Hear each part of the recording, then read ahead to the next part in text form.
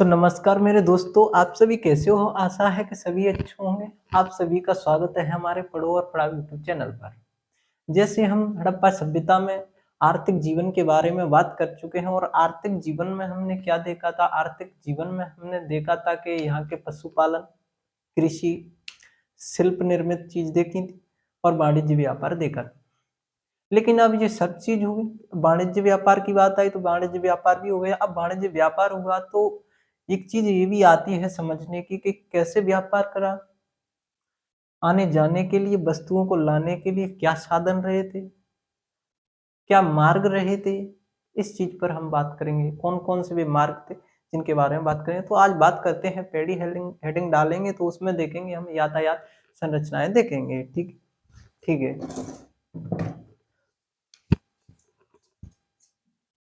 क्या देखेंगे? यातायात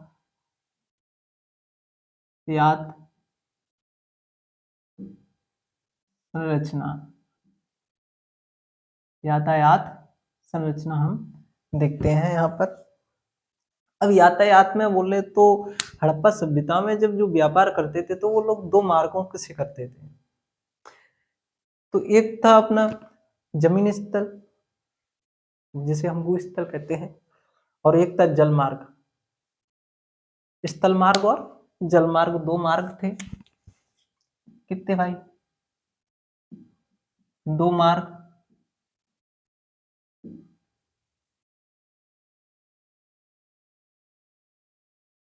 स्थल मार्ग,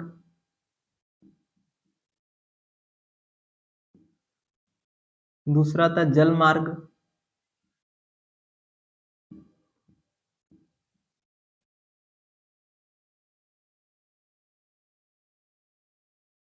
जल मार्ग, ठीक है।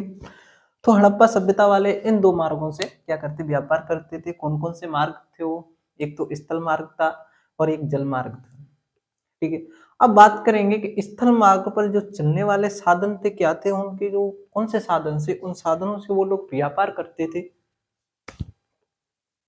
स्थल मार्ग की बात करते हैं हम। स्थल मार्ग से, स्थल मार्ग से ये लोग क्या करते? हमेशा क्या करते कि आंतरिक व्यापार करते थे। क्या करते? आंतरिक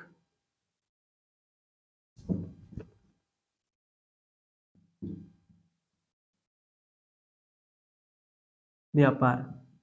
आंतरिक व्यापार का मतलब ये है कि हम सिर्फ अपने ही देश में क्या है, सड़क के माध्यम से क्या करते थे कि आंतरिक व्यापार करते थे। और जो सड़क के मार्ग पर चलने वाले कौन कौन से साधन थे उस टाइम के, उनके बारे में बात करते हैं। तो हम यहाँ देखेंगे जो मार्ग था, सड़क के किनारे से चलते थे जो साधन, तो हम देखेंगे इक्का गाड़ी, इक्का गाड़ी, और दूसरी थी बैलगाड़ी, बैलगाड़ी। इक्का गाड़ी और बैलगाड़ी का क्या करते थे? इससे ये लोग साथ वस्तु ले जाने से, आने जाने के लिए इनका प्रयोग करते थे। कौन से? सड़क मार्ग पर, ठीक है। और कहाँ करते? आंतरिक मार्गों, आंतरिक व्यापार, ठीक है। अब बात की जो इक्का, इक्का गाड़ी थी वो क्या है, पहले किस चीज की बनी थी? जो इक्का गाड़ी बनी थी तो वो क्या है, कांसे की बनी थी। कांसे की, कांसे से निर्मित थी, ठीक है। अब बात करते हैं, हम जलमार्ग पे थे।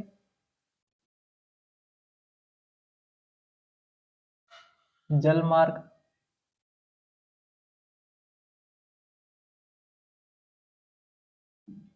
हमने देखा कि जलमार्ग था।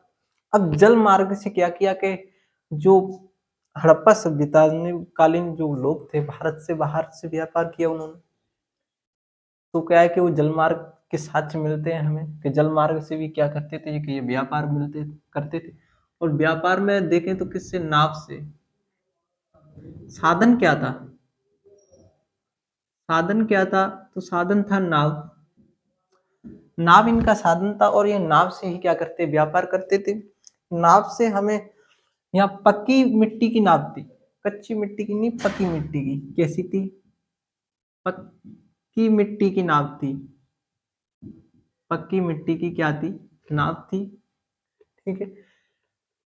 अब देखें तो जो जल मार्ग में है आने जाते हैं, आप देखते हैं हम एक दूसरे देश से अब भी जो व्यापार करते हैं और उस व्यापार में देखते हैं कि बंदरगाहों की पत्तन की महत्वपूर्ण महत्वपूर्ण भूमिका रहती है। और इन बंदरगाहों के माध्यम से ही हम क्या है आते जाते हैं, एक दूसरी जगह ठहरते हैं, रुकते हैं, जहाँ जहाँ आते जाते हैं वहां से व्यापार होता है। बस उसी प्रकार से यहाँ भी पहले क्या है कि बंदरगाह थे। तो जल मार्ग में सबसे महत्वपूर्ण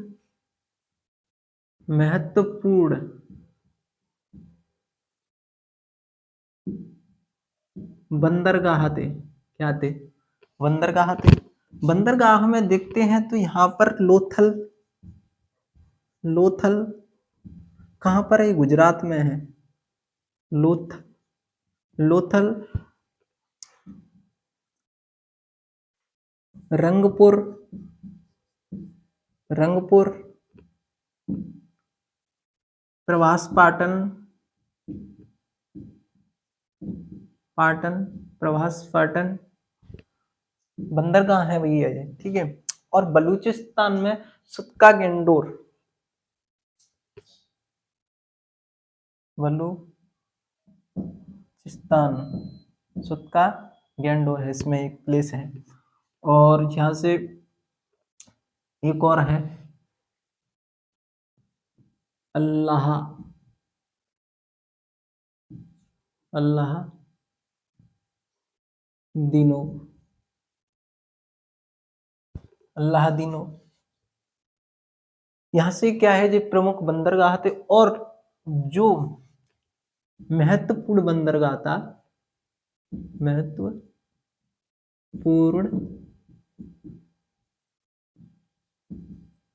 बंदरगाह, जो महत्वपूर्ण बंदरगाह था तो वो था लोथल, लोथल, लोथल कौन था? महत्वपूर्ण बंदरगाह था। और इसे क्या कहते थे? इसे ज्वारी बंदर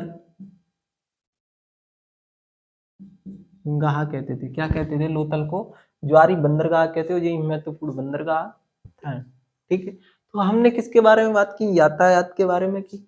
यातायात में स्थल मार्ग देखा था। स्थल मार्ग के बाद हमने क्या देखा था कि जल मार्ग देखा था। और जल मार्ग में क्या साधन था आपको भी पता है, नाव थी पक्की मिट्टी की। और बंदरगाहों की महत्वपूर्ण भूमिका रहती है जल मार्ग में, व्यापार में। आज भी देखते हैं तो क्या है कि लोथल आज भी महत्वपूर्ण बंदरगाह है, गुजरात में है जो। ठीक है। अब बात करेंगे हम यहां से चलकर, बात करते हैं यहां से चलकर हम उनके धार्मिक जीवन पर। आपको ज्यादातर तो वैसे ही सुनना है धार्मिक जीवन में। ठीक है। जो एकांत प्रचलित चीजें उन्हें मैं यहाँ लिखा दूंगा, बस आप तो ध्यान रखो और सुनो। समझने की बात है, कुछ नहीं है। हड़प्पा धार्मिक जीवन, हड़प्पा धार्मिक जीवन, हड़प्पा वासी लोगों का जो धार्मिक जीवन था क्या प्रचलित देखते हैं तो एक प्रकार के लौकिक धार्मिक जीवन था उनका। लौकिक का मतलब ये तो होता है कि धर्म तो होता है लेकिन वर्चस्व स्थापना में नहीं होता, वो वर्चस्व में नहीं रहता था। वर्चस्व का मतलब ये है कि यहाँ ये लोग पूजा पाठ सब चीज करते हैं लेकिन किसी एक धर्म को पूर्ण रूप से महत्वता नहीं देते हैं। और ये नहीं कहा जा सकता कि आज की तरह जो हिंदू धर्म है क्या है अपने वर्चस्व में, मुस्लिम धर्म में क्या है अपने वर्चस्व में है, और जो जैन धर्म है वो भी अपने वर्चस्व में है, बौद्ध धर्म है वो भी अपने वर्चस्व में है, ईसाई अलग है, सब अपने अपने धर्म में वर्चस्व में है। लेकिन पहले क्या है हड़प्पा सभ्यता में जो धर्म थे तो वो क्या है अपने वर्चस्व में नहीं थे, पूर्ण रूप से नहीं कहते थे कि भैया हम इसी धर्म के हैं। हाँ वो इस चीज की बात करते हैं कि वो धर्म में पूजा बहुत सी चीजें करते थे, उनकी मैं बात करता हूँ। इनमें देखते हैं तो हम देखते हैं कि जिन्होंने मेसोपोटामिया में आपको पहले पढ़ाया था इसको, जहां से व्यापार करते थे हम लोग, मेसोपोटामिया,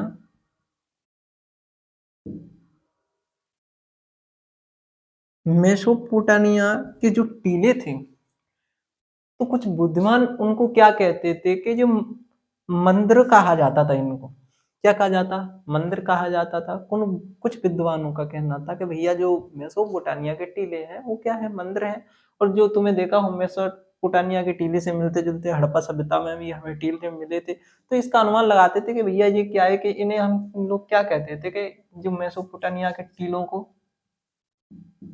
क्या कहते थे, ये लोग मंदिर कहते थे, मंदिर कहते थे। लेकिन हड़प्पा सभ्यता में आज तक ऐसा कोई मंदिर के साक्ष्य ही प्राप्त नहीं है जिससे कि मंदिर है अभी।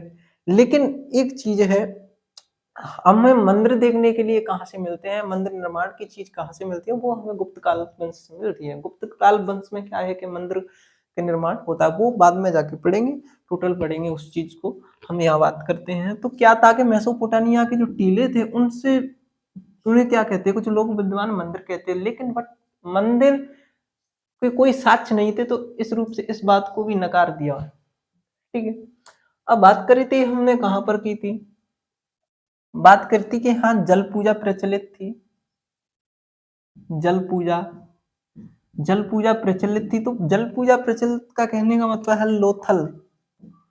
लोथल, लोथल में बृहद स्नानाकार, बृहद स्नानाकार, बृहद स्नानाकार था जो लोथल में। वहां से हमें इस चीज का पता चलता है कि भैया यहाँ पर क्या थी, कि जल पूजा भी प्रचलन में अपने में थी। जल पूजा से बात करते हैं, उसके बाद अग्नि पूजा भी प्रचलित थी। कालीबंगा से इसके साक्ष्य मिलते हैं, कालीबंगा से साक्ष्य प्राप्त है, यहाँ है। ठीक है। अब यहां से देखते हैं पशु,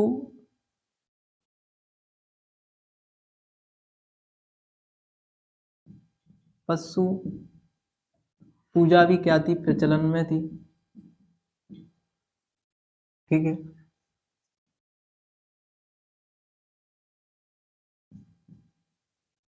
शिव, शिव पशु पतवी पूजा क्या थी, प्रचलन में थी। ठीक है। जो महत्वपूर्ण है उन चीजों को मैं बिल्कुल लिखाऊंगा। अब यहां से मैं मिटा लेता हूं।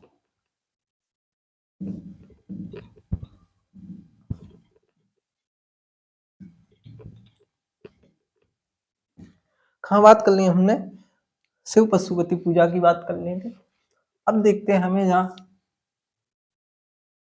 पृथ्वी, पृथ्वी पूजा भी क्या थी, प्रचलन में थी। पृथ्वी पूजा में हड़प्पा सभ्यता में देखते हैं कि हमें एक मोहर पर जो उस पे अंकित था, चित्र बना हुआ था, तो वो क्या था, स्त्री के गर्भ से, स्त्री के गर्भ से एक पेड़ स्फुटित हो रहा है, उसके अंदर गर्भ से क्या है, एक पेड़ निकल रहा है। और इससे कहा जाता है कि यहाँ पृथ्वी पूजा प्रचलन में थी। पृथ्वी पूजा का मतलब जो होता है, उर्वरता की देवी जिसे जन्म देती है, धरती से अनाज, पेड़ पेड़ को बाहर निकालती है, वही क्या है, उर्वरता की देवी पृथ्वी पूजा से कहते हैं। स्त्री के गर्भ से निकलता पेड़, पेड़ या पौधे। ठीक है। स्त्री के गर्भ से निकलता पौधे। ठीक है। अब बात की हमने क्या, पृथ्वी पूजा पर स्त्री गर्भ से निकलता हुआ पौधा। अब बात करेंगे यहाँ क्या था, लिंग, योनि पूजा भी क्या थी, प्रचलन में थी। कौन कौन सी लिंग और योनि पूजा भी यहाँ क्या थी, प्रचलन में थी। और बात करते हैं पीपल, पीपल, नीम, बबूल, भी पूजा प्रचलन में थी।